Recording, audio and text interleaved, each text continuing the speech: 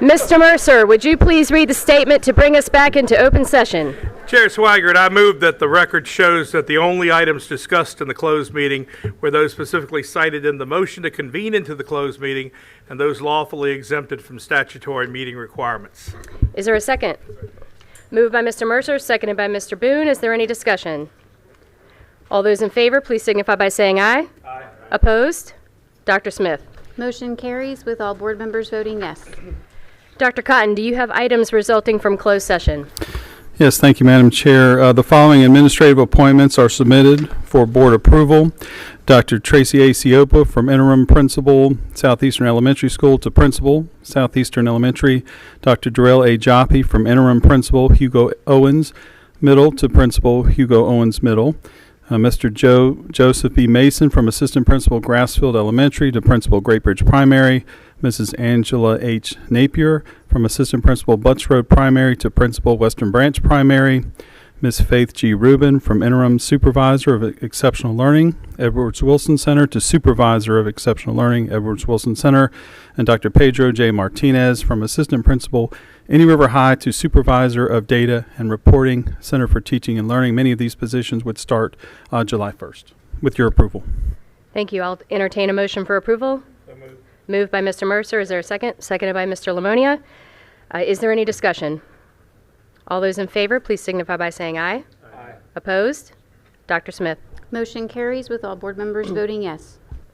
Next, I'll entertain a motion on the appeal pursuant to 5-12. I make a motion to support the superintendent's decision. Motion made by Dr. Walker, seconded by Ms. Lamonia. Is there any discussion? All those in favor, please signify by saying aye. Aye. Opposed? Dr. Smith. Motion carries with all board members voting yes. And next, I will entertain a motion on the appeal pursuant to policy 9-21. Motion to uphold the superintendent's decision. Is there a second? Seconded by Mr. Boone. Is there any discussion? All those in favor, please signify by saying aye. Aye. Opposed? Dr. Smith. Motion carries with all board members voting yes. We will now move on to the invocation and the Pledge of Allegiance to the flag.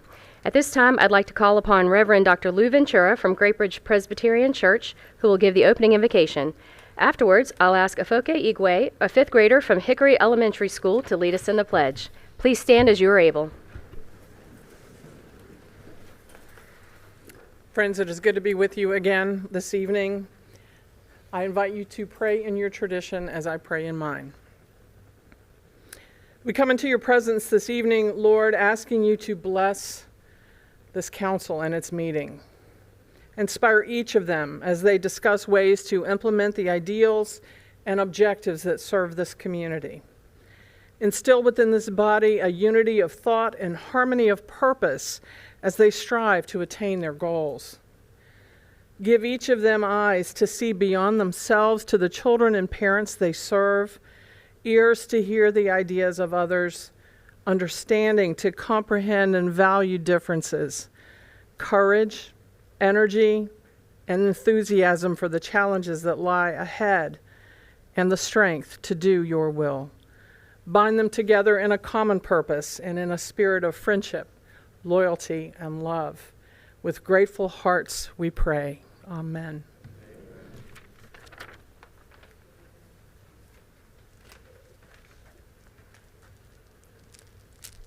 I pledge allegiance to the flag of the United States of America and to the republic for which it stands, one nation, under God, indivisible, with liberty and justice for all. Thank you, Reverend Ventura and Afoke, for taking time out of your schedule to come give the invocation and to lead us in the pledge this evening. We are now moving on to awards and recognitions. The first item is the General Assembly Resolution. Dr. Smith. Thank you, Chair Swigert. Tonight we have a very special guest with us here to honor the accomplishments of the Great Bridge High School wrestling team. At this time, I would like to invite Delegate Jay Leftwich from the Virginia General Assembly to the podium for this presentation. Thank you, and greetings to the school board from the General Assembly. Being here brings back fond memories of serving on this board. It was a very rewarding experience, and I congratulate all of you on your recent election to serve on this body, especially Reverend Mercer for 25 years of service. I'm a Great Bridge alumni, and so I'm very proud of the Great Bridge wrestling team. Although I wasn't good enough to wrestle, I was very acutely aware of the wrestling team at the time. And from Great Bridge, we've had NBA players, NFL players, MLB players, WNBA players. We've had track Olympians, race car drivers. But the accomplishments of the wrestling team at Great Bridge is just mind-boggling. Of all the athletes I've been around in my lifetime, I find wrestlers to be some of the most dedicated and hardcore athletes out there. Not only are they practicing, learning, staying physically fit, but the things they have to go through to cut weight is just astounding.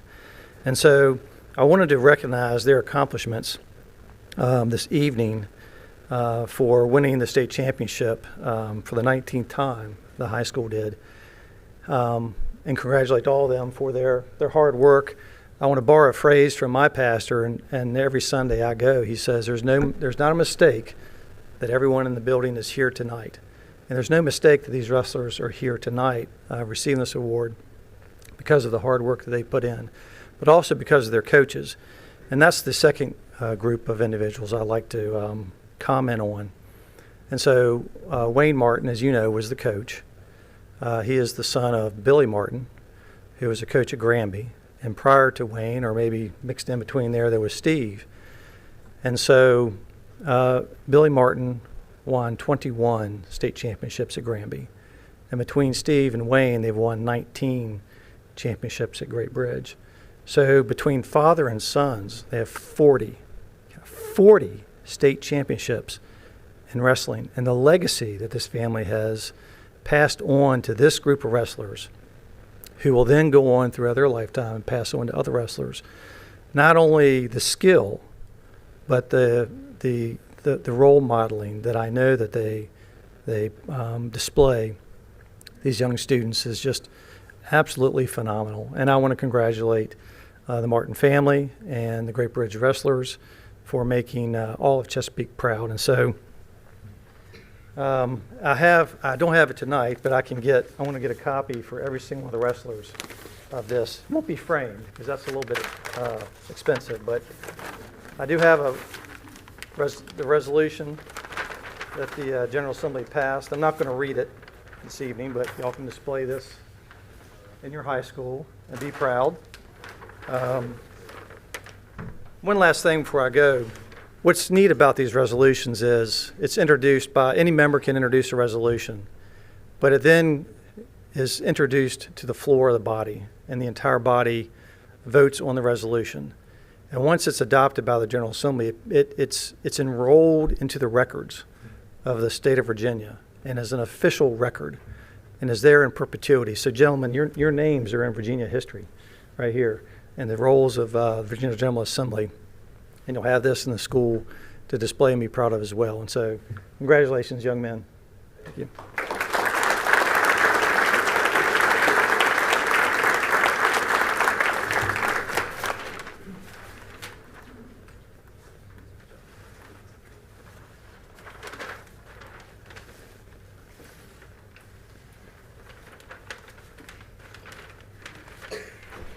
The next item is the VHSL Winter Chesapeake Champions. Dr. Smith. Yes, thank you, Chair Swigert. And as Delegate Leftwich was saying, we have lots of athletes to recognize tonight. And so we'll be celebrating our Winter Chesapeake Champions. At this time, I would like to have Mr. Wayne Martin, Director of Student Services, to the podium to facilitate. And I will also ask Chair Swigert and Dr. Cotton to join me at the awards table.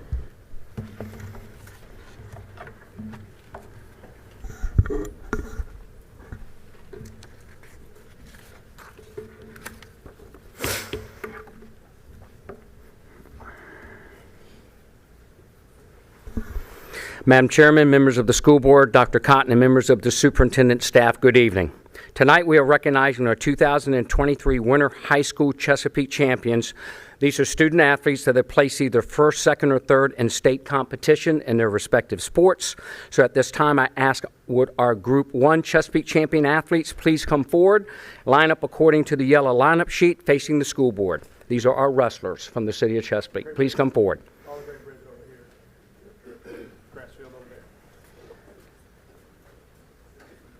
You get them up there? Yeah.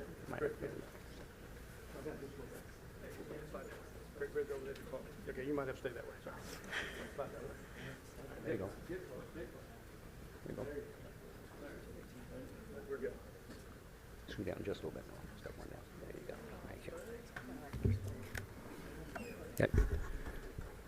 When I call your name, please take one step forward. Jack Sawyer, Thomas Egley, Kyle Kumle, William Marsh, Myron Nixon, Caleb Neal, Bo Lewis, Eric Doran, Aaron Turner, Terrence Howe, Noah Lawrence, Robert Thompson, Grayson Ringwald, Jaden Cuevas, and their coach, Mr. Steve Martiner from Great Bridge High School. And these young men are members of the Great Bridge High School wrestling team that captured the 2022-2023 Virginia High School League Group 4A State Team Wrestling Championship by scoring a total of 202 1/2 points. This is the Wildcats' 22nd overall state title. Madam Chairman, your state champions from Great Bridge High School.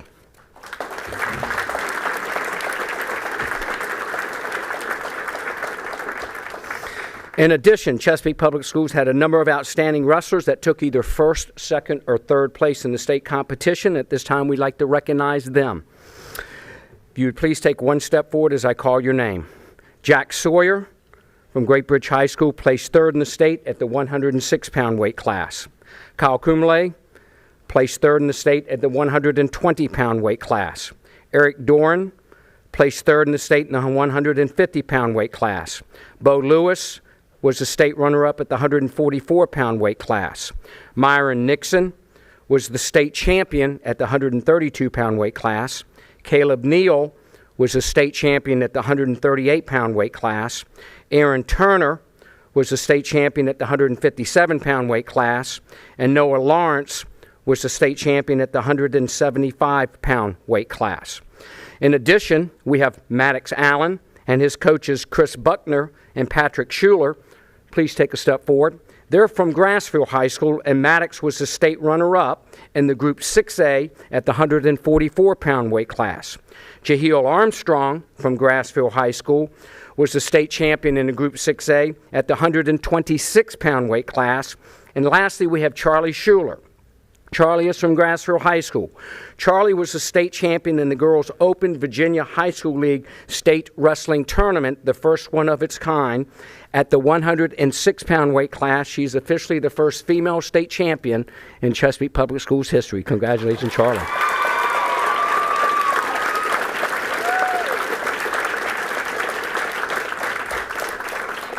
And at this time, many parents that aren't already standing, if you want to come forward for that perfect picture, congratulations to all of you. Please move to your right to meet the members of the board.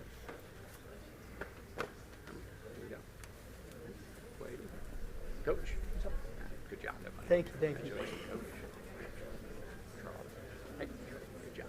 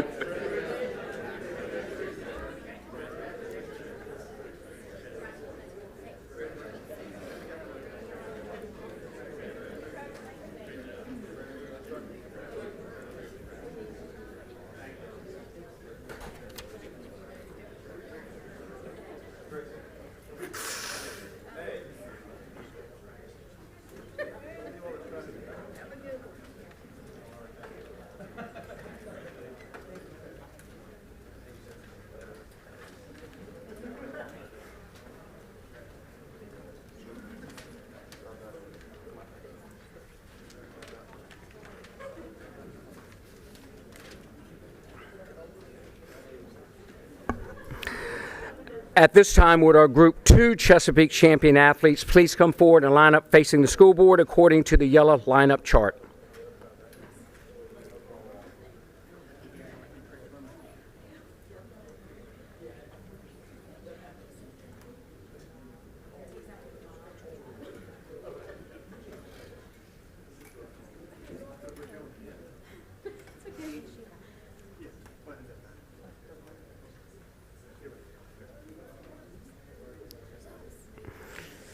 Again, Madam Chairman, Chesapeake Public School had a number of outstanding athletes that took either first, second, or third place in various state competitions, and at this time we'd like to recognize them. So please take a step forward as I call your name.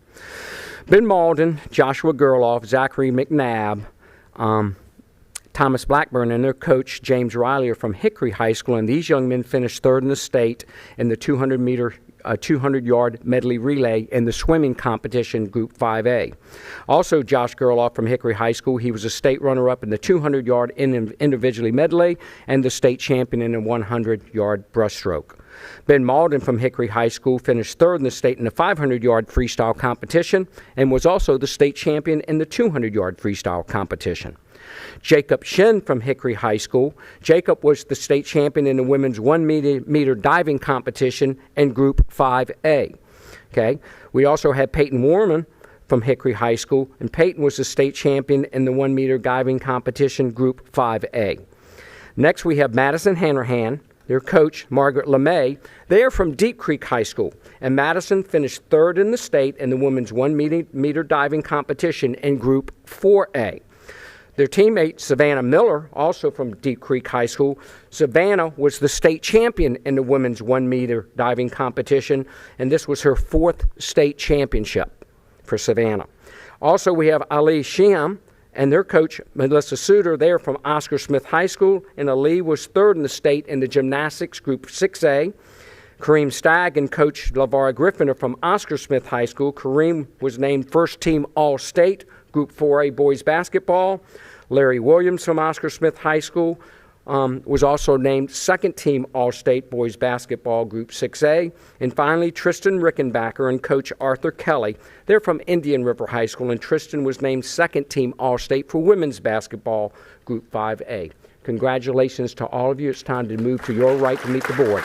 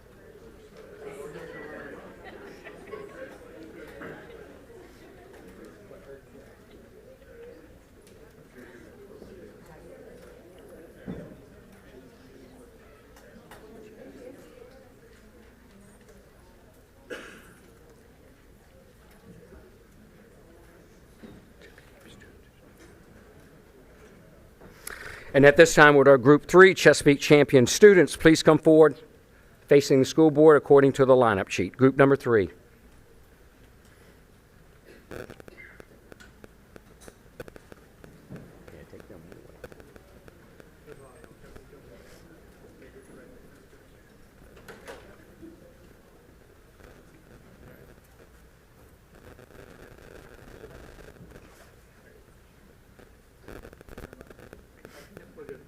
We get them all?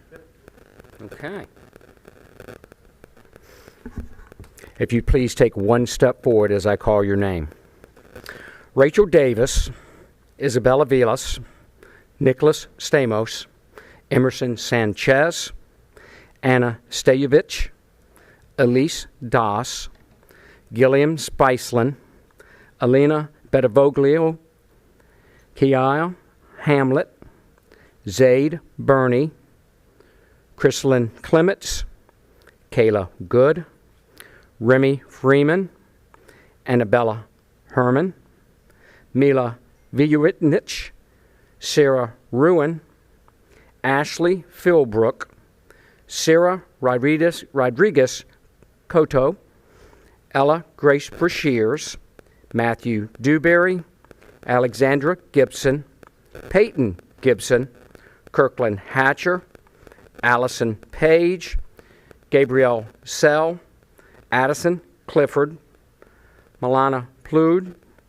Addison Steadley, and their drama teacher and coach, Mrs. Laura Agadello, are from Grassville High School. And the Grassville High School Theater Company, performing The Yellow Wallpaper, participated in the Virginia High School League 6A State Theater Festival held March the 5th at the Dickerson Theater in Charlottesville, Virginia. Grassville High School took first place with a score of 296 points. Grassville High School's performance also yielded the Outstanding Actor Award for Ella Grace Brashears. Madam Chairman, your state champions from Grassville High School. Congratulations to all of you. You can move to your right to meet the members of the board. Congratulations. Congratulations. Congratulations. Good job. Good job. Good job.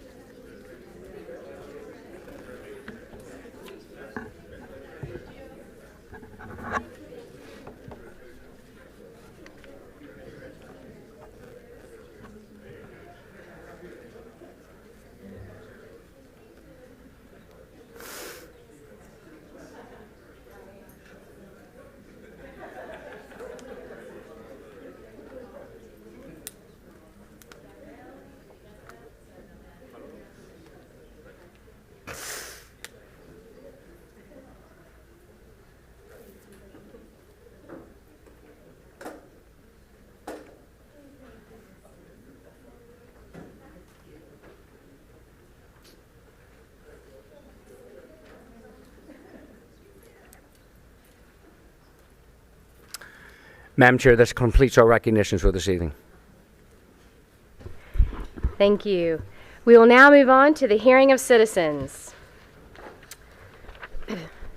During their allotted time, speakers should observe our rules of decorum and know that expression of concerns and criticism on matters of school policy and operations is welcome. While the speaker's own comments are welcome, they may not play pre-recorded messages. Dr. Smith, are there any citizens who have requested time to speak this evening? Yes, Madam Chair, we have 4 citizens that have requested to speak under hearing of citizens. I want to thank those speakers who signed up to address the board this evening. There are 2 ways that citizens can request time to speak at the meeting. You can call the clerk's office between 12 noon the day of the meeting, or sign up to speak prior to the start of the meeting. All in-person requests to speak must be submitted to the deputy clerk 5 minutes prior to the published meeting start time. Each speaker will have 3 minutes to address the board. Once your allotted time is over, we ask that you promptly exit the podium.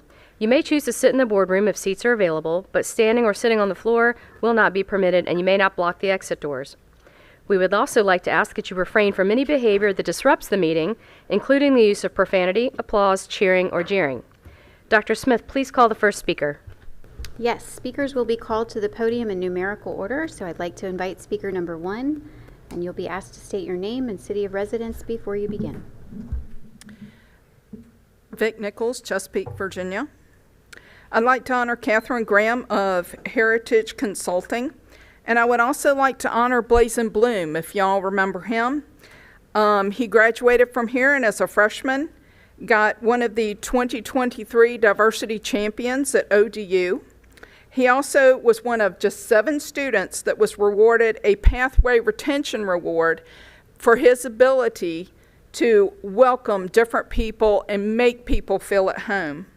And it's something that I think that this board could take a look at.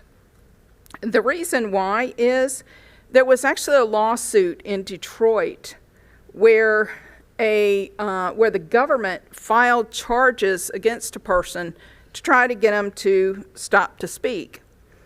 What happened was a quote from Institute for Justice Attorney Kirby Thomas West said that the government cannot use bogus criminal charges in attempt to silence its critics. At the core of the First Amendment is the idea that Americans are free to criticize their government without fear of intimidation or retaliation.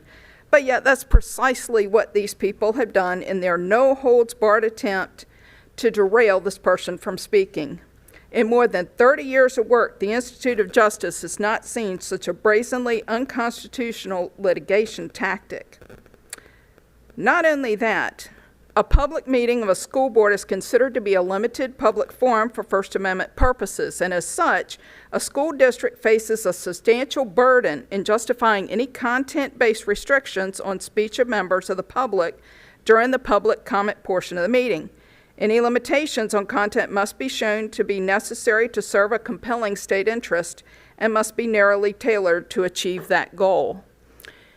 When Virginia Beach had a forum about putting back in valedictorians and salutatorians, I was the only one that could actually address that as being one of those of my high school class. Had they adopted restrictions on people speaking, I could not have given the uniquely perspective interest on what it's like to be in that position and be denied something like that. I'm hoping that the school board becomes a little bit more open to various views, whether or not they coincide with ours or not. Thank you.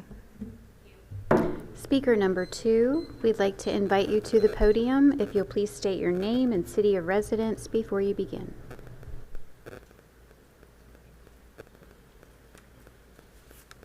Good evening. My name is Robin. I'm a former educator and a citizen of Chesapeake. I know you're tired of hearing me speak about this issue, and I don't want to have to keep coming back, but I feel I have to. I'm here tonight to continue to inform you of the true evil agenda behind the Satanic Club being allowed to meet at B.M. Williams, and to implore you to re-vote on your approval to allow it to meet based on research facts that I'll share tonight. To say this issue has been voted on and it's time to move on can't stand. I'd like to quote words from Dietrich Bonhoeffer, the German pastor in World War II, who bravely fought evil during Hitler's reign, and he penned these words: "Silence in the face of evil is itself evil. God will not hold us guiltless.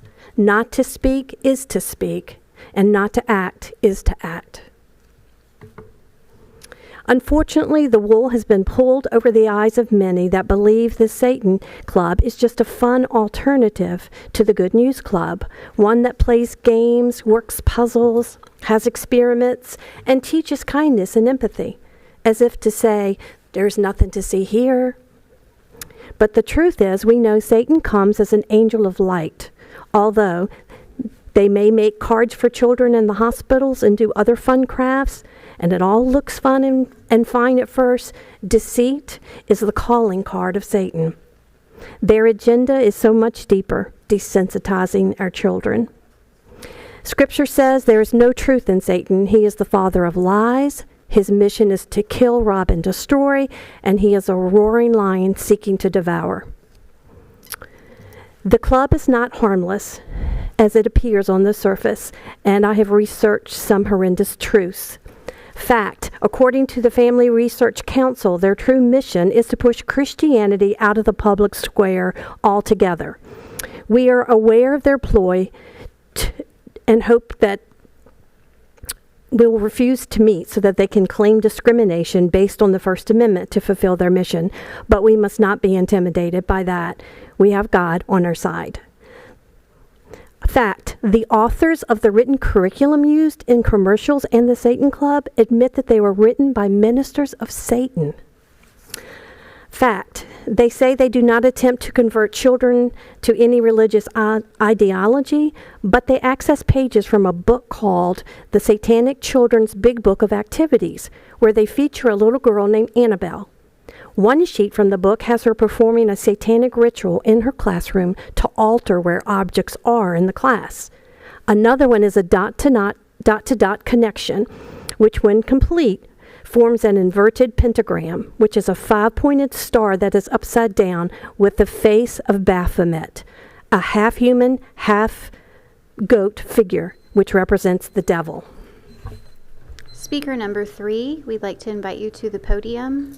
Please state your name and city of residence before you begin.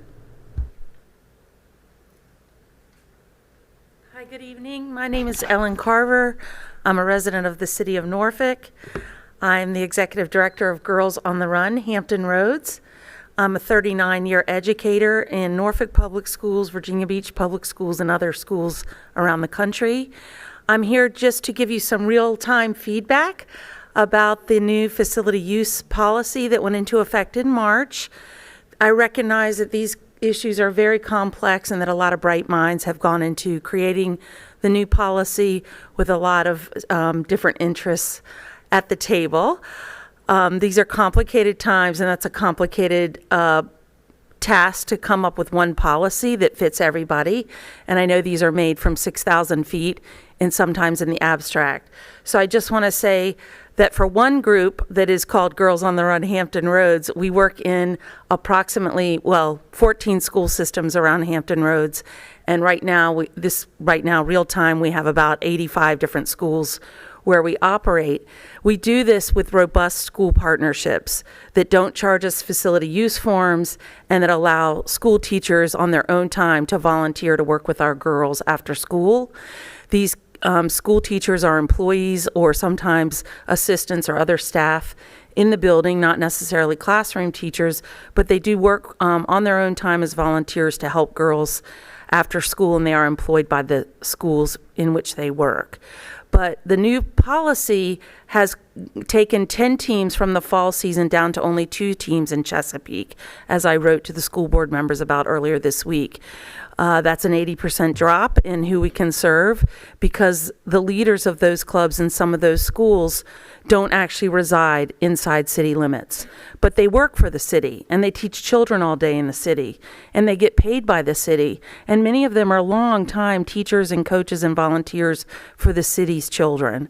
And so I just urge you, as you go into the end of this school year and look back and reflect on the impact of this policy, how it's crippling good nonprofits that are vetted, that have been around for years, some of them Girl Scouts, others Boys and Girls Club. These nonprofits have been around for generations and do really great work. The volunteers are background checked, the staff are background checked, and they're research-based in their programming.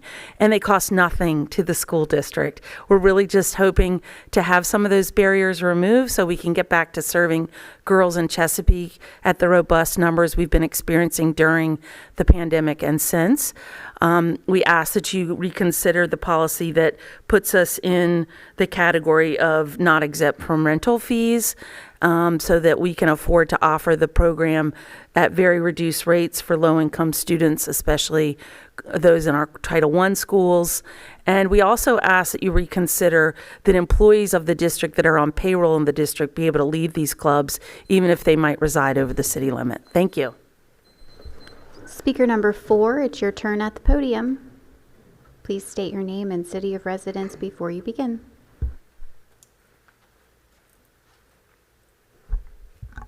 My name is Steve Shearbaum. I'm from Chesapeake. I'm here today to express my opposition to the after-school Satan Club at BM Williams.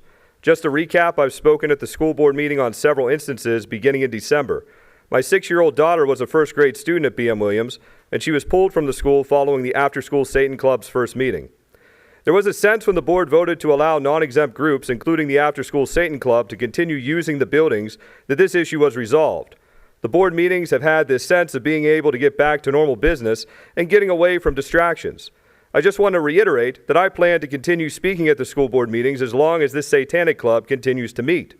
Furthermore, this issue is continuing to garner national attention. Some national media outlets that have run stories on this are Steve Bannon's War Room, LifeSite News, the Christian Action Network, and the American Society for the Defense of Tradition, Family, and Property. People that I have talked to have been advocating for getting other outside organizations involved, such as the Daily Wire, Moms for Liberty, or Mass Resistance. These latter groups are very active in causing stirs at school board meetings across the country. I don't know if they will ultimately come to Chesapeake. I mention this because I don't want to hear complaints from this body if any of these entities or some other group come here and make a ruckus. I have no intention of breaking any laws or doing anything illegal, and I don't condone anyone else breaking laws or doing anything illegal. But when groups like this get involved, it often results in the school boards looking terrible and exposing their malfeasance. You've been told repeatedly about the opposition that this city has towards the after-school Satan Club. You've been told that you are complicit in these grave sins that will damn you to hell if you do not repent of them. Despite all of this, you continue to allow the after-school Satan Club to meet, thus ignoring our pleas for God's rights to be observed and the will of the vast majority of the people to be done. Instead, you cater to the satanic fringe that is threatening a lawsuit. Let me be clear. The after-school Satan Club is a public act of blasphemy, which you as the school board have an obligation to shut down for the common good. One of the most merciful things that God could do to you would be to embarrass you for your allowing such an evil if it resulted in you amending your ways. It will be far better than an eternity in hell. Have you ever heard that God will allow a sinner to continue in their sins so that his vengeance may be greater for all eternity? This is the thought of St. Alphonsus Liguori, a doctor of the Catholic Church, and something you should all take to heart. Allow me to repeat it. God will allow you to continue in your sins so that his vengeance can be greater in eternity.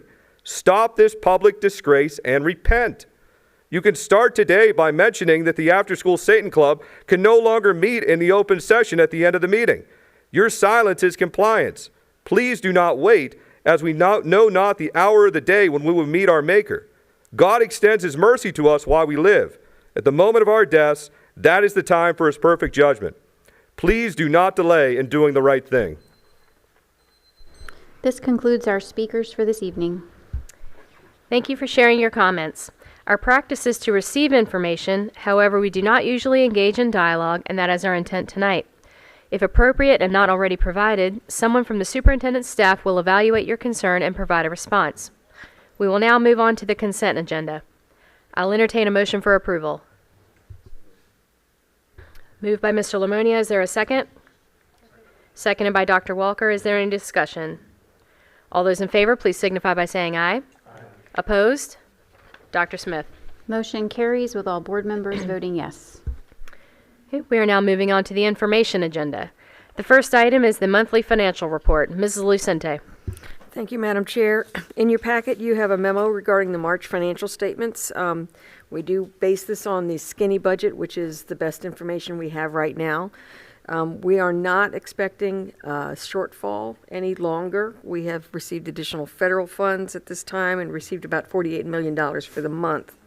Our expenditures are still, some of our non-personnel expenditures are still increasing. Fuel is still increasing, and costs for transportation repairs and school repairs are still increasing, but we're not anticipating any action needed between now and the end of the year. It's available for questions if you have any.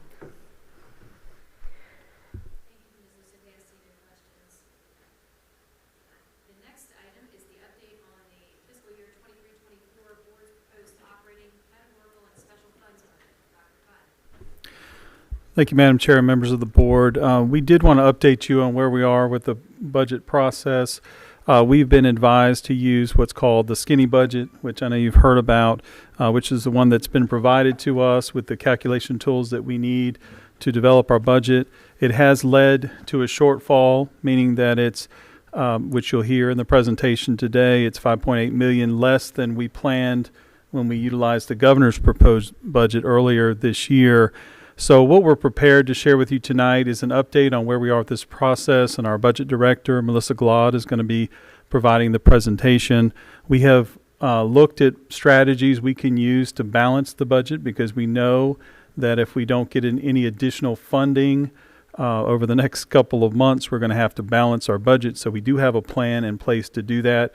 We wanted to share that with you. We're not asking you to vote this evening, because we're hoping that we will finalize everything in May, most likely the second meeting in May, which we'll kind of talk about with the timeline.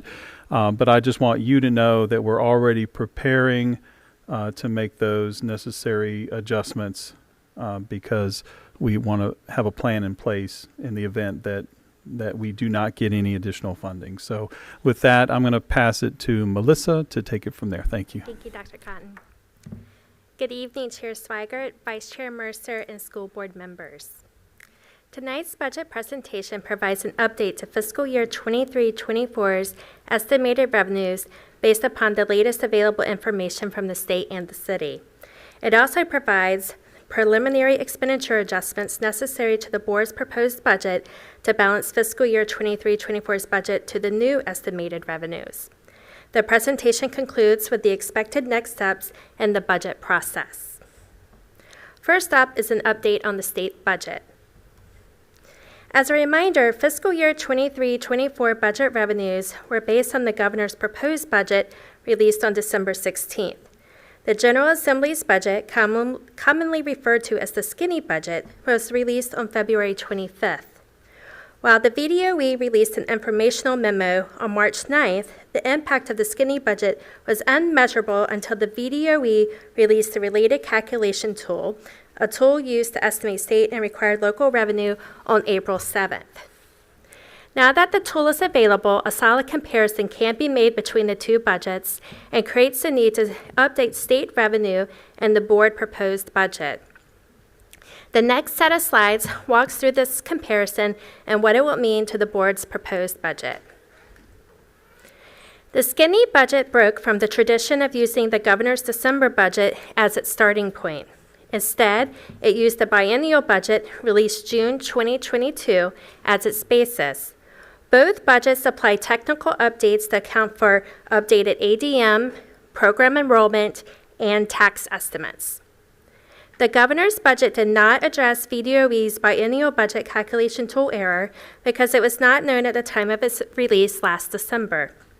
As shown in this table, both budgets maintain the 5% compensation increase for SOQ staff.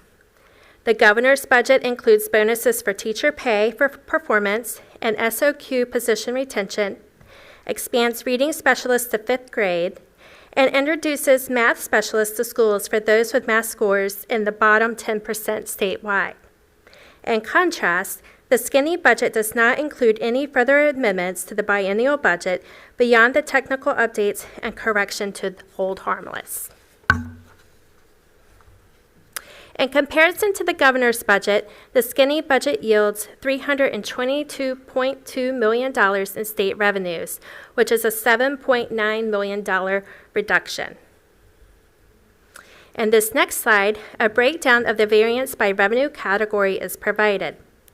The $6 million decline in basic aid primarily represents the correction for the hold harmless calculation error and the exclusion of the reading specialist expansion to 5th grade. The reduction in the compensation supplement and the VRS, FICA, and group life is primarily a result of the exclusion of the reading specialist expansion.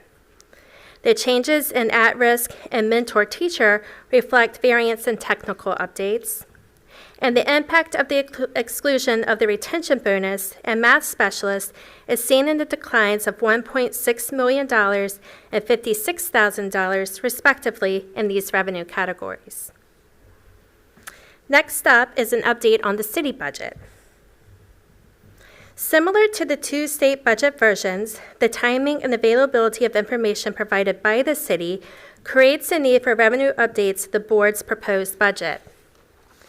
The city provided the school division its estimated revenue based on revenue share formula in early January. The board's proposed budget assumes the estimated revenue for general fund funding. On March 28th, the city presented the city manager's proposed budget. The presentation and supporting budget material uncovered an updated estimated revenue share based on the revenue share formula.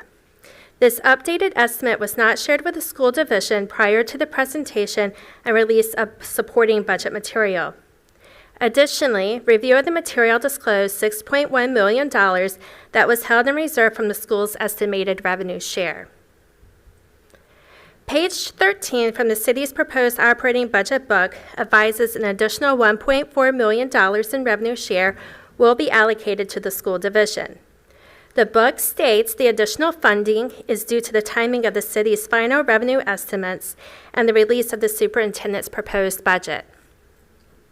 On page 36, the book discloses an additional $6.1 million under the revenue share formula that was not communicated to the schools. The book explains, due to the timing of the city's final revenue estimate, council's actions in fiscal year 2023 to provide a 4-cent reduction on the real estate tax rate, and the release of the superintendent's proposed budget, an additional $6.1 million is being held in a reserve, and all or portion of that amount may need to be reconciled in the school board's adopted budget.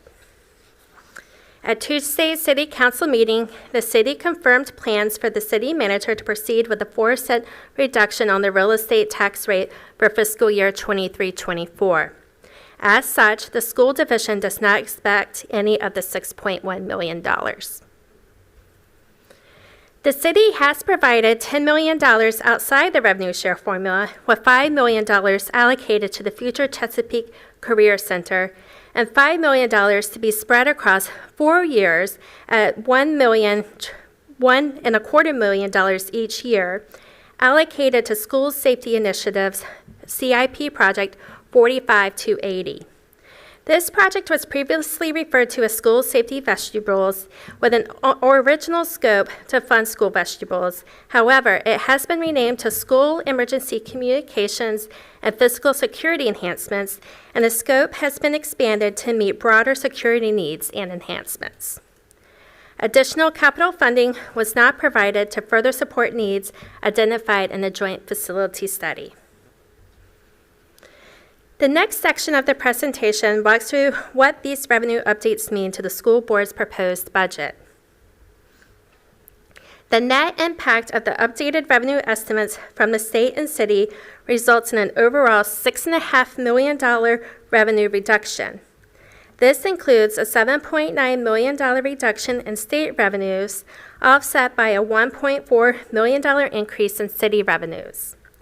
This revenue reduction will impact the operating budget expenditures, as total updated operating revenues will be $596.4 million. In this table, known adjustments required in operating expenditures are shown. To balance with the skinny budget, expenditures tied to the governor's retention bonus and reading specialist expansion program are removed. Offsetting these deductions, certain expenditures need to increase to support contract increases for CSAP, to plan for sustained elevated fuel prices, and to support additional anticipated costs for the athletic fund, including additional middle school athletic trainers. These known puts and takes reduce operating expenditures by approximately $670,000. Therefore, to balance expenditures to available revenues, an additional $5.8 million will need to be adjusted. The next few slides are a preliminary effort at expenditure reductions required to balance the budget. A final recommendation will be provided on May 22nd. Furthermore, as these slides are reviewed, no reduction in the 5% compensation increase is recommended, as it would further reduce state revenues. In addition to the $300,000 reduction for 5 reading specialists, approximately $3 million for 16 planned new positions will need to be cut. These budget cuts include 6 school counselors, a gifted ed resource, a dual enrollment coordinator, 2 instructional tech innovation coordinators, a transportation clerk, an independent attendance specialist, an assistant attendance coordinator, an additional custodian, an instructional designer, and a tech support specialist. Approximately $2.8 million will need to be cut from purchase services, materials and supplies, and capital outlay. These cuts include reductions in software that can otherwise be purchased through the textbook fund, contracted transportation, repair services, small equipment, school plants and IT materials, and several asset replacements, including computers. As mentioned previously, the city confirmed plans at Tuesday evening's council meeting to proceed with a 4-cent reduction on the real estate tax rate. Therefore, the $6.1 million placed in reserves from the initial estimated revenue share will not likely be available to the division. Tuesday's council work session indicated an additional $2.2 million of revenue share funds may be available to schools due to increased personal property tax estimates. Now for the conclusion of the presentation, the next steps. Final appropriations by council will take place May 9th. Any additional funds will be included for board action on May 22nd. Thank you for your time this evening. We're happy to address any questions that you may have. I don't see any questions. Thank you, Ms. Glad. Thank you. The next item on the agenda is regarding Crestwood Intermediate School. Mrs. Stutz. Thank you, Madam Chair. Tonight we have with us Clay Dills and Kelsey Sinichko from Dills Architects, as well as Greg Hansen and Erica Manley from our new construction department. Mr. Dills and his team were awarded the contract in April of 2022 for the architectural and engineering design work for Crestwood for the replacement school for Crestwood Intermediate. The new facility will become a K-5 building, and the current building, of course, houses grades 3 through 5. Mr. Dills is going to do a brief presentation addressing the site, elements of the collaborative design spaces, and safety concepts for the new building. The design work is about halfway complete. At the end of tonight's presentation, we'd like to get a nod of heads for us to continue to move forward with the design and to develop the specs and develop the design in more detail.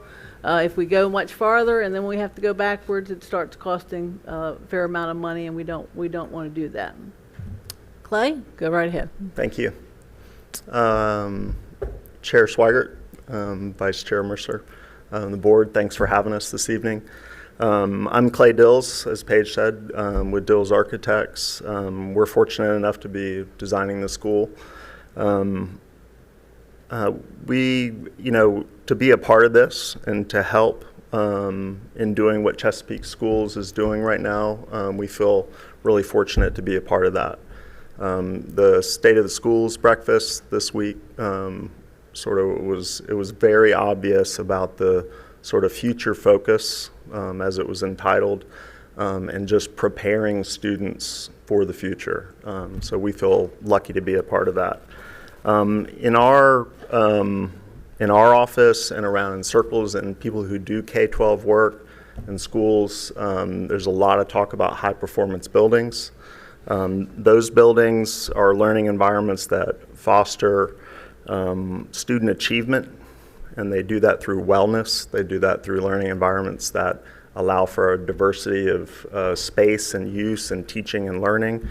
They're also safe and secure, and they're also part of their community. So they're a connection to the community, to parents, to the neighborhoods, and all the people that are part of that school. The trick in all that is that the schools we design, the high-performance schools, and when we use that term, they need to do all those things.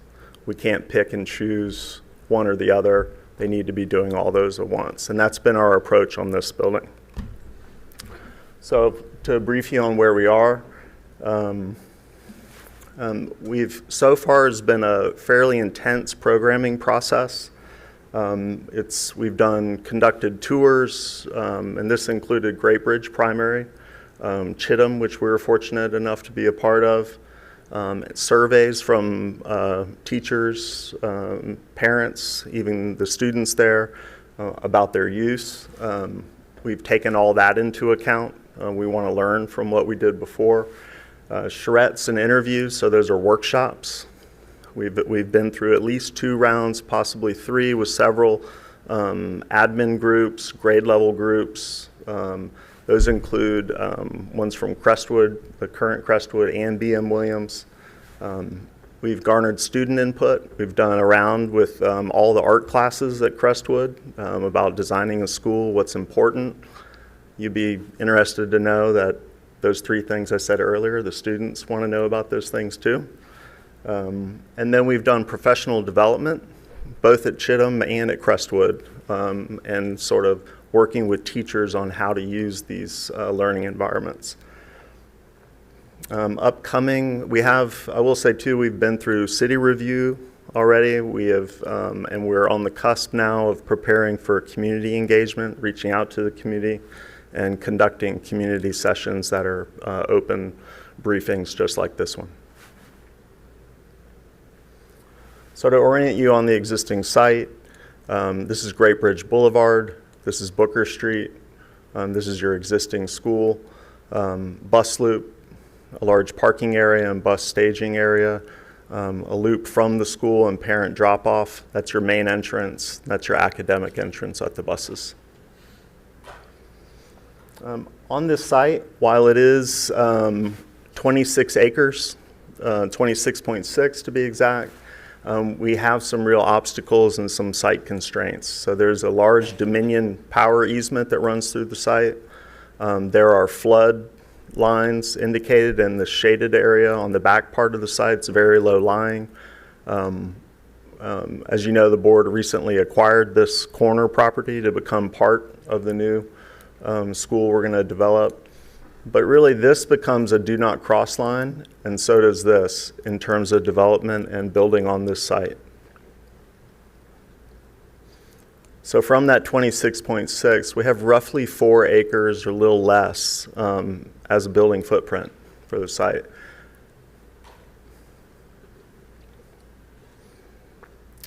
Can you go back one? I failed to mention that this red line essentially represents a do not cross line. So the intent here is build a building, build this new school while we maintain operations for the rest of the school. So this is a phase 1. Our new construction will be let out in 2 primary phases. We're going to build a new building, the new Crestwood Elementary School, extension of the bus loop, stormwater features required to do that. We will build it while the existing school, its parking, its site functions, circulation, building, all of that stays in operation. What we're doing with this is maintaining a community school while we build a replacement for that community school. We don't want to displace families and students from a school during construction. So we figured out how to do the school here while keeping this in operation up front. Phase 2, and here you see a floor plan that we've now put in there, is the building, the front building, the old Crestwood, is demolished while the new school has been occupied and it's now in operation, and the new staff and visitor parking is developed there. There are 3 primary ways in. This would be your parent drop-off. There's queuing in a full loop around the front parking. There's your main entrance. This is your academic entrance, keeping some of the memory of the prior school along the bus loop here. And then we're maintaining that one cut on Booker Street that comes service entry only, which is back at the kitchen. So to zoom in a little bit, this is our first floor plan. Here's that primary entrance from the parking lot, which would be out here. Parent drop-off here. This is the bus loop on this side. The admin sits, this is admin clinic and some resource counseling that sits between the academic entrance and the front door, main entrance of the building. So that's visibility and eyes and controls on those 2 primary entry points. This is gym, stage, just above that. This is purposely on the front of the building so that when we have a community event, when we have a performance, when we do a Christmas event, that we're not bringing the community through the rest of the school. That they come in one entrance, they can go to the gym, and then they can leave.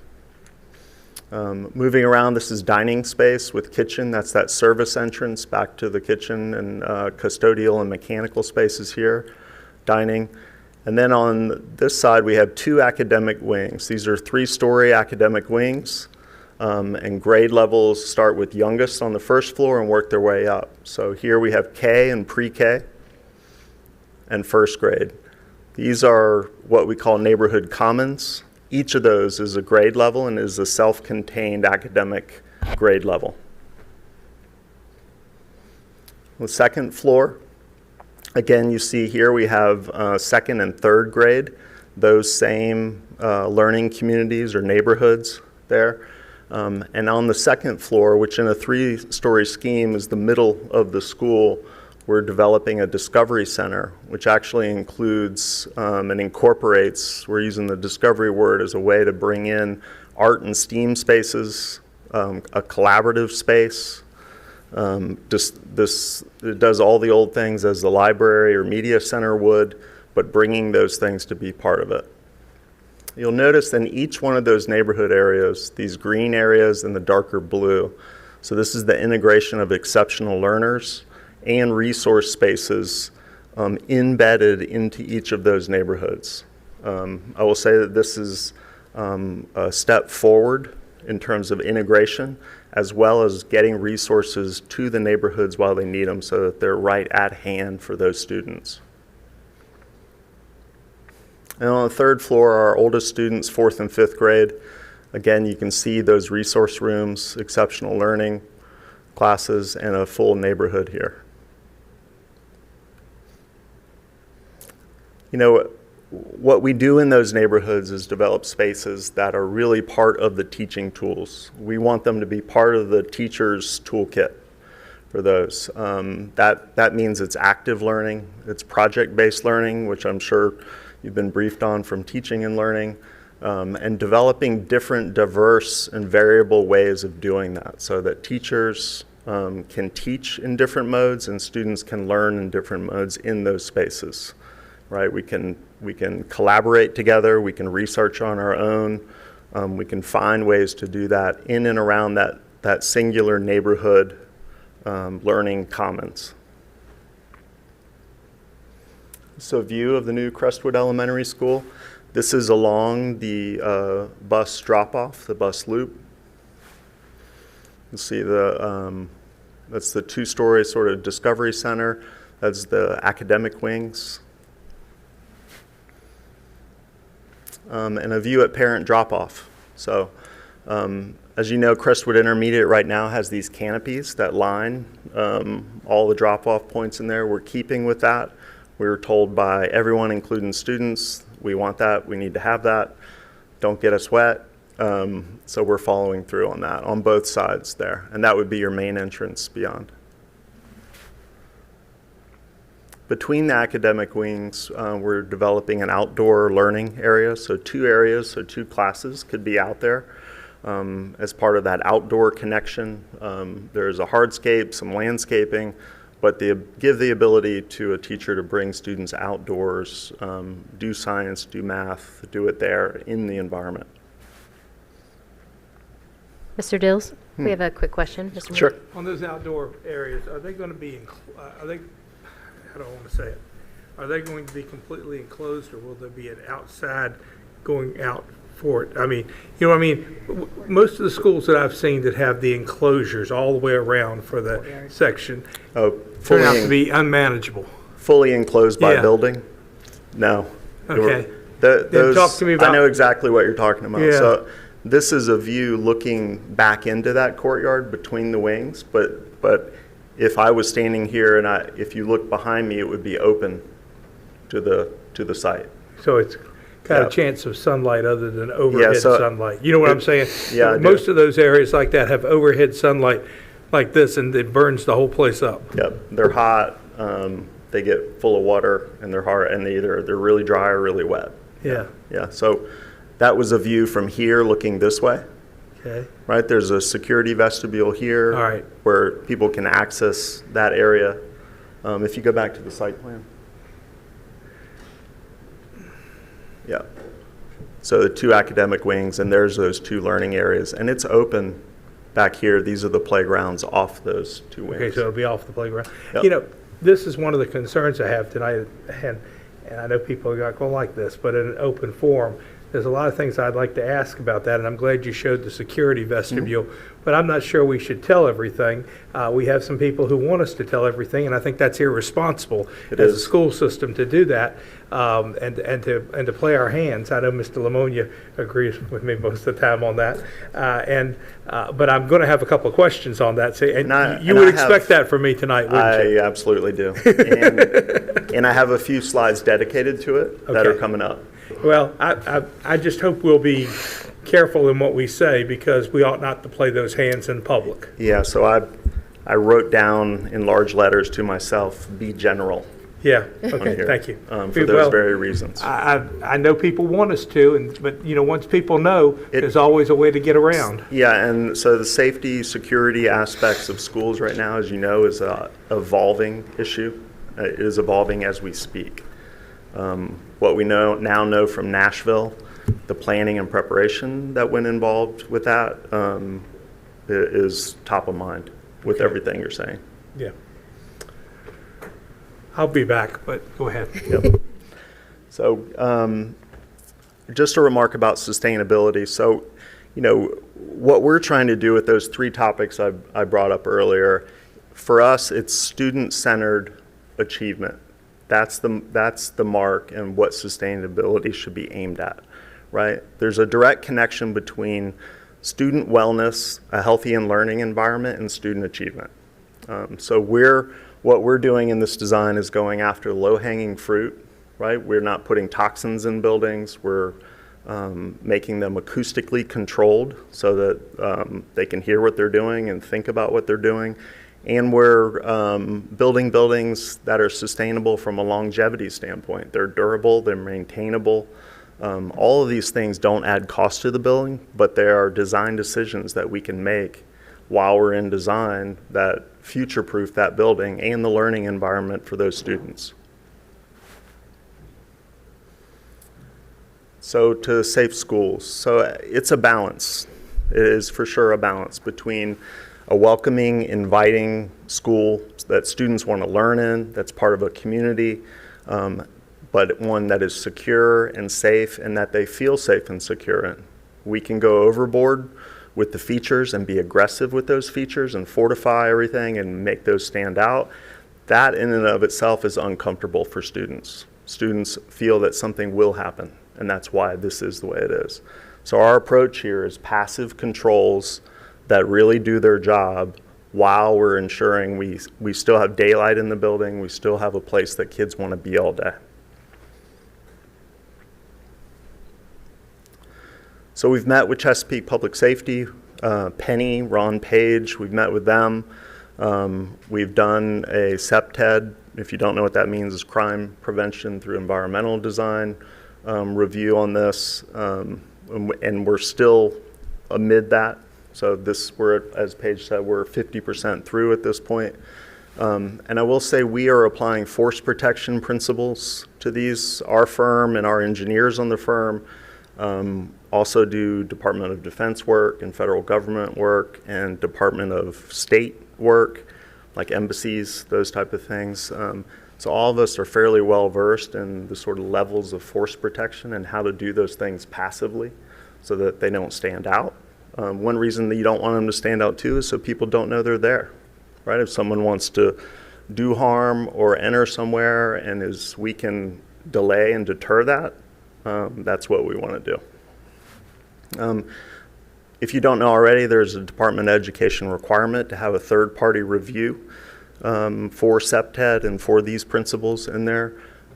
We've enlisted Mike Jones with Major Security. He's a retired detective and captain, I believe.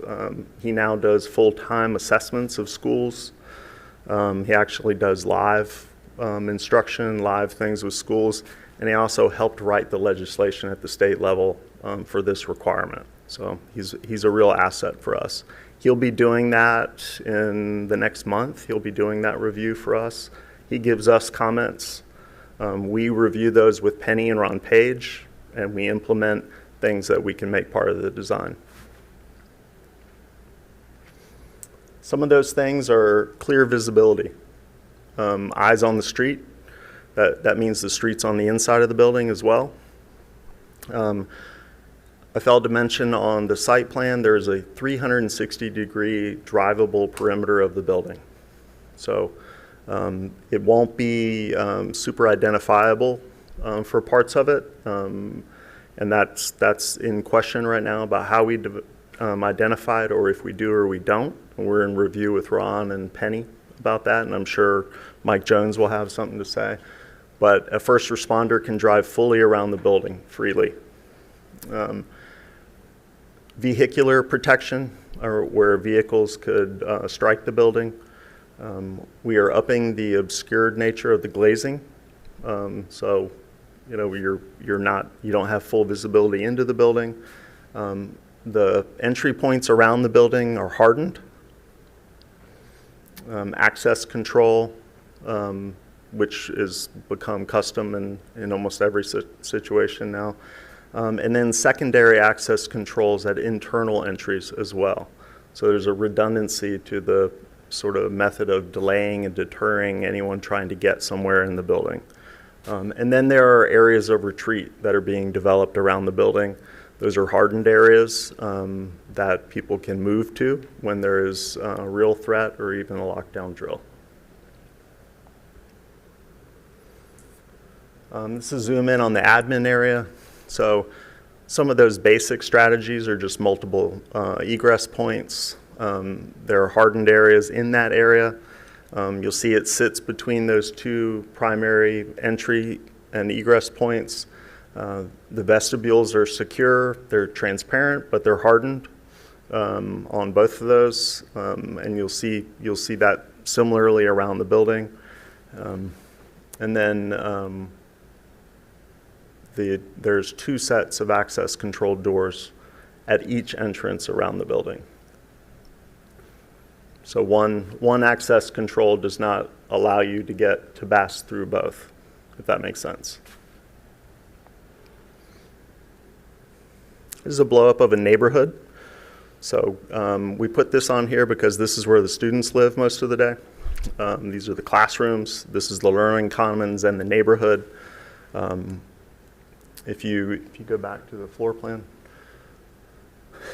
So if you came in the main door, you're in a common space, the sort of like central hall of the building that all the shared spaces are around. Our academic wings are back here. Gaining entry anywhere up here, you're still not where classrooms are. You actually have to come down here, get through another set of doors here with no visibility down into where the students are. So it's right turns into all those, and then into another area, essentially where there are 4 floor layers of security before I can enter a classroom or I can gain access to a classroom. Mr. Dills? Since we're at that point now, I'm going to try to be as vague as I can. Okay. On outside, are we double doored? Say one more time. On outside doors, are we doing what we've done at Chittenden and what we've done at Great Bridge Primary, as far as with the fobs and everything? Yeah. So 2 sets. 2 sets. And each are fobbed. That was that. It's not super, I know a good way of saying it, but there's 2 levels of access control. It has to be fobbed twice, actually. Yeah. To get through it. And I won't go any further with that because I don't want to. But the other thing is on the first floor, it would just seem to me as though that ought to be more hardened, especially since you're dealing with younger children as well, than even the second and the third floor. I got to tell you, I have a little heartburn. So do I. I have it even more with Chesapeake right now doing four-story apartment buildings.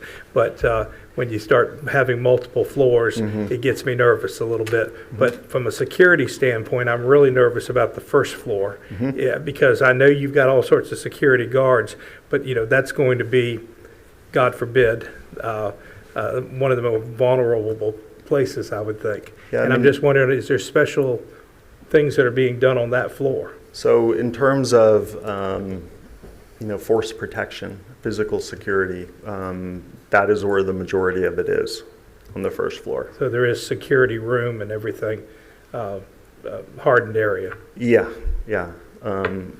There's actually multiple levels of it on the first floor.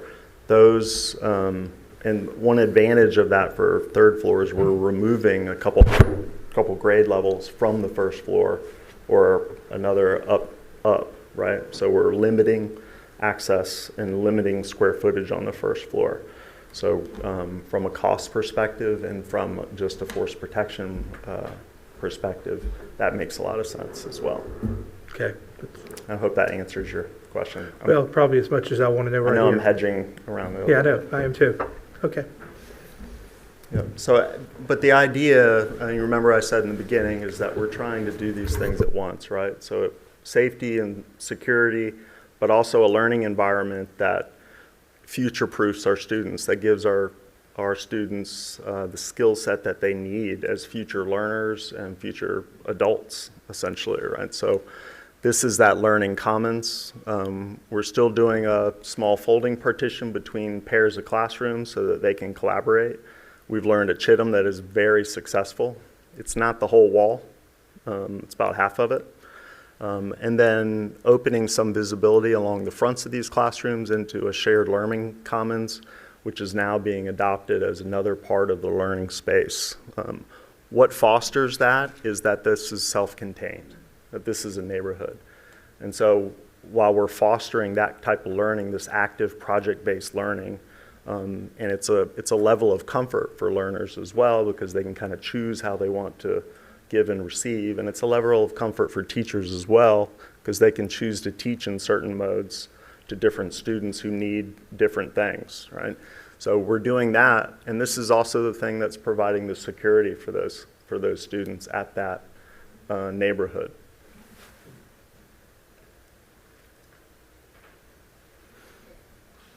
So happy to go back, revisit, or talk through. And I'm also happy to meet with anyone who'd like to meet privately and review any of these items.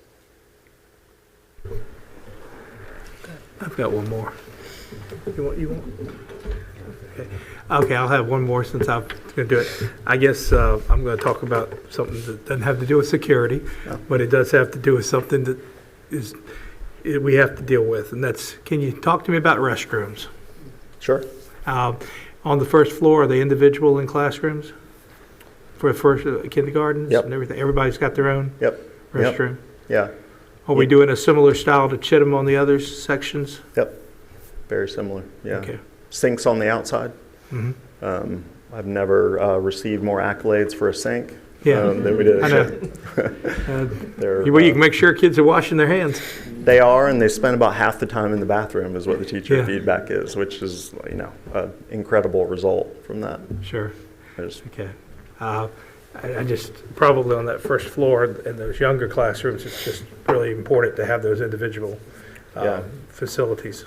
So both grade levels, both of those neighborhoods, every classroom has it down there. Great. So well, I didn't vote against Great Bridge Primary.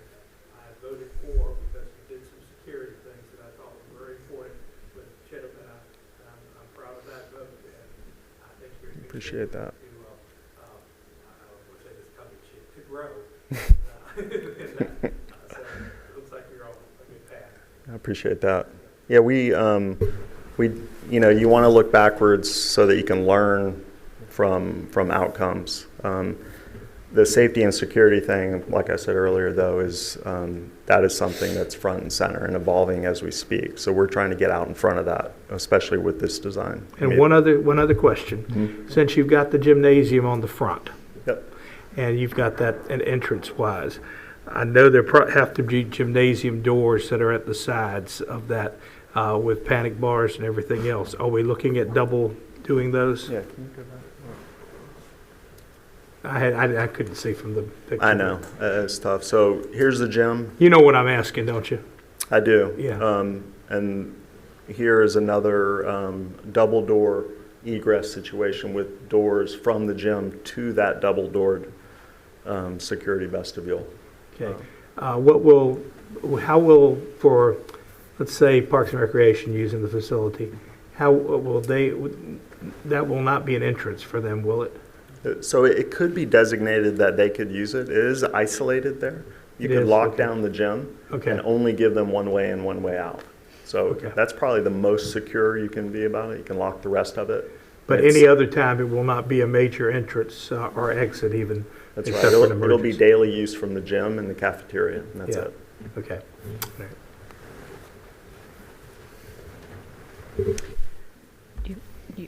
I don't see any other questions, so thank you so much for the presentation. Sure.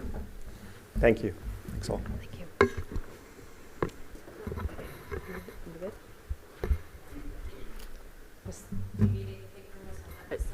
you. Just making sure y'all are okay with us moving ahead. Okay, thank you. We are now moving on to proposed revisions to School Board Policy 8-08. Dr. Miller. Thank you, Chair Swaggart. Tonight I bring before you two policies and one regulation. These policies and the regulation are being revised to address the use of firearms by school security officers on our campuses. The first policy is 8-08, which falls under General Personnel Matters, Firearms.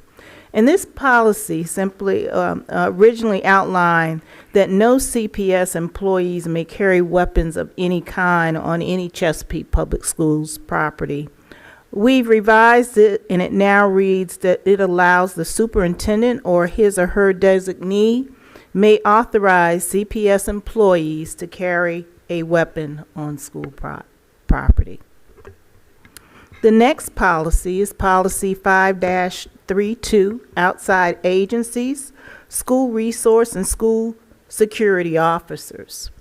This policy simply distinguishes between the role of the School Resource Officer, or SRO, and our School Security Officers, often referred to as SSOs.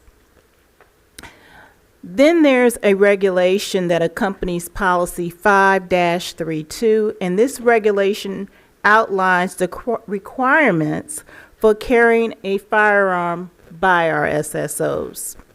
The requirements are as follows, and I'll read them out in detail. I didn't go through all of the details in the policy, but I want to, since this is the first time, to read out those requirements for you. An SSO may carry a firearm in performing the SSO's duty if the following conditions are met.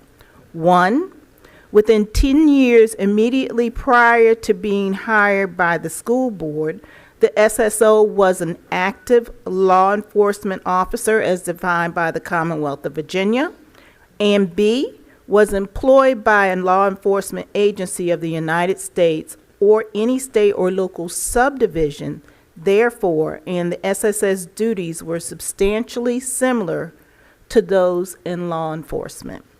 2, the SSO retired or resigned from an SSO position as a law enforcement officer in good standing. 3, the SSO meets the training and qualifications described in the Code of Virginia.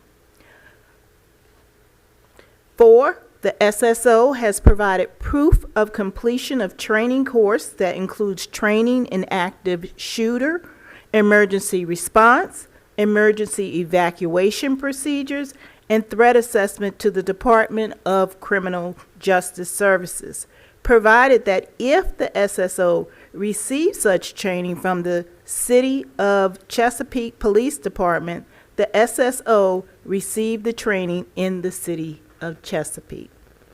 5, the school board solicits input from the Chief of Police for the City of Chesapeake Police Department regarding the qualifications of the SSO and receives verification from the Chief that the SSO is not prohibited by state or federal law from possessing, purchasing, or transporting a firearm. And 6, the school board grants the SSO the authority to carry a firearm in the performance of the SSO's duty, and we took care of that in the last policy. And lastly, the school board shall maintain a memorandum of understanding with the Chesapeake City Police Department that has set forth the powers and duties of our SROs. And we already have that memorandum of understanding. So Chair Swagger, this concludes my presentation for Policy 8-08 and 5-32 for your consideration for placement on the consent agenda for the next board meeting, if it meets with your approval. And as you know, the regulations that accompany will not be on the consent agenda. It's informational purposes. May I entertain any questions, or I have Dr. Penny Schultz with me, who could also, she's the expert. Okay. One question, Mr. McCormick. Thank you, Dr. Miller. A quick question on the requirements that you just read. Are those straight from the state code, ones that we create ourselves, or a little bit of both? No, they're straight from the state code. And so we're not implementing any more or any less than what the state requires? No, sir. All right, thank you. Okay. Seeing no additional questions, thank you, Dr. Miller. Okay. Thank you. Do I need to specify that it can go on the consent agenda, or? No, we'll plan to bring it back on the consent agenda. Of course, if board members would like to discuss it further, or if you have any feedback for us now, we'll certainly appreciate and take that and make adjustments. But if not, we will plan on it being on consent. The board always has the option to move it to action if you want to discuss it further. But unless you tell us differently, we'll put it under consent for next time. Thank you. There being no items on the action agenda, we will now move on to the superintendent's report. Dr. Cotton. Thank you, Madam Chair and members of the board. I would like to remind just a few announcements before I go into my spotlight. I would like to remind our families that May 3rd, 2023 is a teacher workday for elementary schools only. That's one of our teacher workdays for our elementary teachers to provide additional planning time. I would also like to remind our families that our online registration for the 23-24 school year is open for new and special enrollments. Please visit our student enrollment page on the Chesapeake Public School website to register your student. Before I go on with my spotlight tonight, I would like to say a word about school safety. Many of you are aware that recently several of our schools, along with schools in our neighboring cities, have been receiving anonymous threats of violence. I want you to know that we take these threats very seriously. Whenever a threat is reported, we immediately notify the Chesapeake Fire and Police Departments for their assistance in investigating the situation to ensure that appropriate measures are taken to ensure the safety of students and staff. Chief Elliott, Chief Selesky, and I are working in partnership to stop these disruptions, and while I'm happy to report that we have identified 2 suspects in these cases, I am extremely disheartened to learn that these are current students in Chesapeake Public Schools. We have shared with our families that we will not tolerate threats of this nature and will prosecute to the fullest extent of the law any individuals identified in making such threats as they interrupt the educational process and take our law enforcement professionals away from dealing with real criminal and safety matters in our community. I'm asking our families, pleading with our families to take their children to talk to their children about the seriousness of this issue. There are very serious consequences that can negatively impact children's lives well into their future. A threat to bomb is a Class 5 felony in Virginia, and any help you can provide in spreading this message is appreciated. I have asked our principals to reiterate this message with our students. We remind our students regularly, but unfortunately it has to be repeated. Because there are very severe consequences for students who participate in this type of behavior. So with that, on a lighter note, I would like to move into our spotlight for this month because it's my pleasure to share my spotlight with you once again to highlight the work of our student, staff, and community. We've been doing some exciting things since we've last met. One of those incredible moments recently included honoring the sacrifice of First Lieutenant Michael Johnson of the United States Marine Corps. Johnson, a 2002 graduate, was killed in action in Afghanistan on September 8, 2009, during Operation Enduring Freedom. Last school year, government teacher Christine Capco began a capstone project with her students in which they began searching for and logging all Hickory graduates who had served in the military. In their search, they learned about Johnson and the ultimate sacrifice he made serving his country and set out to honor his legacy. Through extensive research and fundraising efforts, they were able to make their idea of dedicating a fallen soldier memorial on the grounds of Hickory High School, and I'm going to tell you, it's beautiful. I was honored to attend the dedication along with several of our board members. The event also included Johnson's extended family, active and retired service members, the playing of taps, and a military flyover. Purple Up Day. It was a fitting ceremony for the month of April since it also marks the month of the military child. We are very proud to serve and support our more than 8,000 military-connected students in our district. Last week, we joined communities across the Commonwealth to celebrate Purple Up Day by wearing purple to show our support and pride in our military students. The color purple symbolizes the blending of all the colors from the 5 branches of armed forces. Our schools celebrated in a variety of ways, including special ceremonies and recognition for our military students and their families. Operation Military Child. We also hosted our second annual Operation Military Families Conference this month. The event provided a wonderful opportunity for students and families to connect with one another and with resources specifically designed to meet their needs. Thank you to the Family and Community Engagement Team, or FACE team, for hosting this event and coordinating sessions focused on topics like making new friends, dealing with deployments, and much more.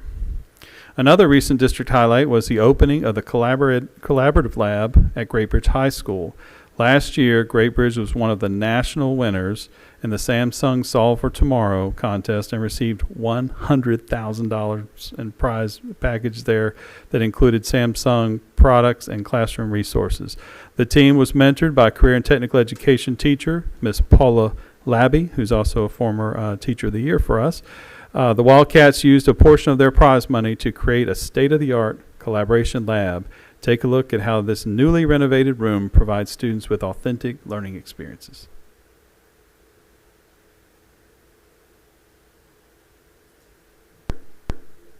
Last year was our 5th year in the Samsung Solve for Tomorrow competition, and we knew when we were lucky enough to win that we wanted to create something that would have a lasting impact at the school and be able to benefit all the students in our building. We worked with school plants, getting their ideas and how to modernize our school.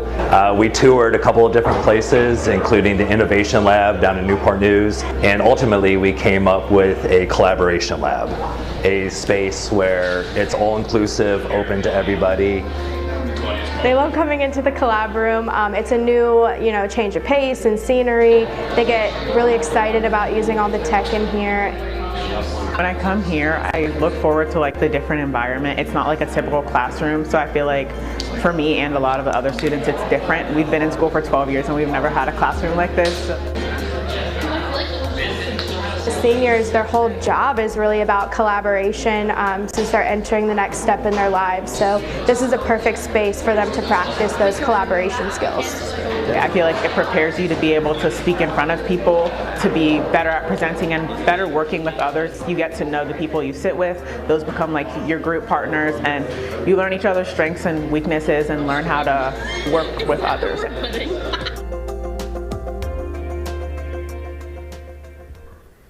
We'll have to go check that out when we have some time to go visit. Our high school students are certainly an impressive group, as you know. That includes the Grizzlies, who recently held their 14th annual Laps for Lymphoma, established by the Student Council Association in 2010 as a school-wide event to remember Cliff Bernard, the husband of former Grassfield principal Carolyn Bernard, or like we call her, Mama Grizz.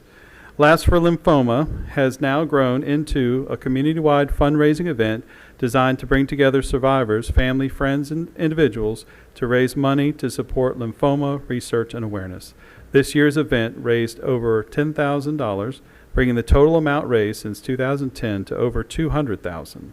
Many thanks to the students and staff at Grassfield for their dedication and tireless efforts to make a difference in their community and beyond. Our elementary spring art show is also now on display at the Chesapeake Central Library, but some of the art you see here represents our middle school and high school artists whose work was on display earlier this month. Be sure to stop by and check it out. You will definitely not be disappointed. You can also view our Chesapeake Virtual Academy online art show on our website.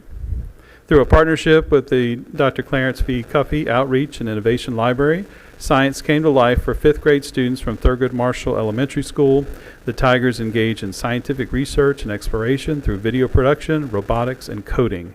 Adrian Sawyer, supervisor of elementary science, led one of the 3 stations using Ozobots to represent the planets and taught students how to code them to revolve around the sun.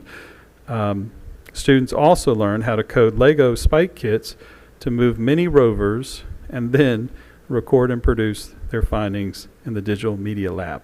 Wow. Coast Live. Recently, Mr. Brandon Hobson, I've heard his nickname is B-Hop, a dynamic 1st grade teacher from Southwestern Elementary, was featured on Coast Live. Mr. Hobson is an exceptional teacher who creates exciting and entertaining educational videos to keep his students motivated and engaged in their learning. He also empowers his students to create their own educational videos using different forms of technology. We are so thankful for Mr. Hobson and the positive impact that he has on all of his students. I encourage you to all take a look at the full feature that can be found on WTKR's website. Division leaders from Student Services, Academic Support, and Professional and Organizational Development recently visited the Ron Clark Academy to observe best practices in action. The team brought back ideas to embed in the cross-divisional training and provide tiered systems of support to all students. We had a difficult time getting them to come back home. Congratulations to the Indian River High School forensics team. They are the 22-23 Virginia High School League state champions. The team took home their second consecutive win in the Class 5 competition this year. Way to go, Braves. Congratulations also goes to 6th grade teacher Laura Murphy from Crestwood Middle School. Miss Murphy was honored by the United Jewish Federation of Tidewater with her 2023 Award of Excellence in Holocaust Education. Thank you for all you do. You may recognize her father, former board chair, Mr. Harry Murphy. Before I close tonight, I'd like to thank the members of the school board who were able to join me just yesterday at our annual State of the School System address. I was joined on stage by several other guests that helped to highlight the important work we are doing to meet our Empower 2025 goals and our efforts to keep our future in focus. I'd like to thank our student media representatives, one from each of our 7 high schools, who joined us and captured great photos from this event. If you were unable to attend, you can rewatch the event in its entirety on the YouTube channel. And I'd also like to thank the Chesapeake Public Schools Educational Foundation for hosting the event and all of the sponsors and attendees whose generous support makes our work possible. Madam Chair, members of the board, this completes my update, my spotlight for this month. Thank you. Last on our agenda is board member items. Does any board member have an item to bring before the group? Okay. Mr. Lamonia? Yeah, just really quick, I just wanted to stress we had a lot of talk about security and safety, whether it be the active threats that we've had against the schools over the past week and quite frankly, much of the year. To Mr. Mercer's comments just before about the look into the development of the school. So just a statement overall to the general public, to everybody watching, and that's in here, is there is a lot of information that's coming to this board consistently, and there is a huge focus on the security and safety side. So all our precious kids that are going to our schools, our own, 4 of my own, in these schools every day, it is the top thought that we have.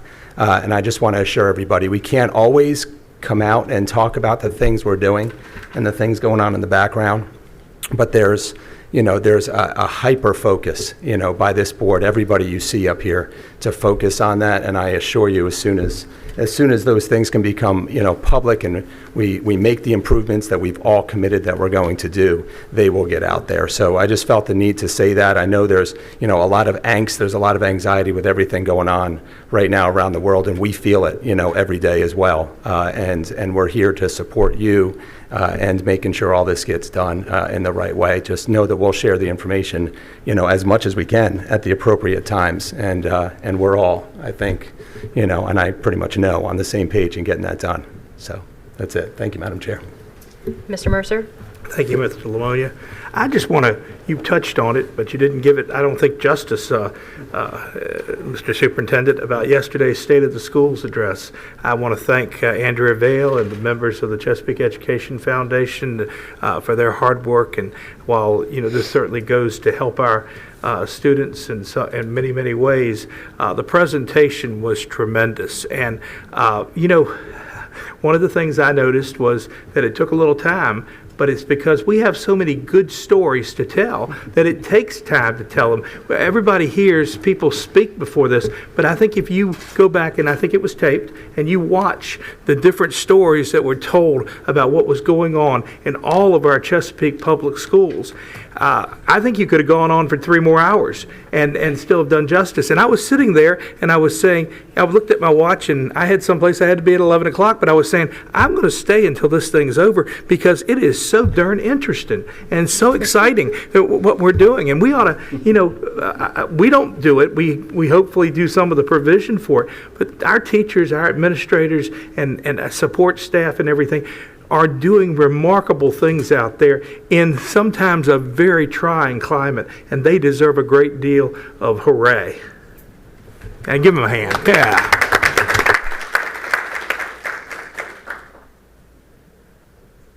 Okay, Lastly, we certainly want to wish a very happy birthday to our superintendent, Dr. Cotton, who celebrated just a few days ago, and to Dr. Walker, who is gracing us with her presence today on her birthday.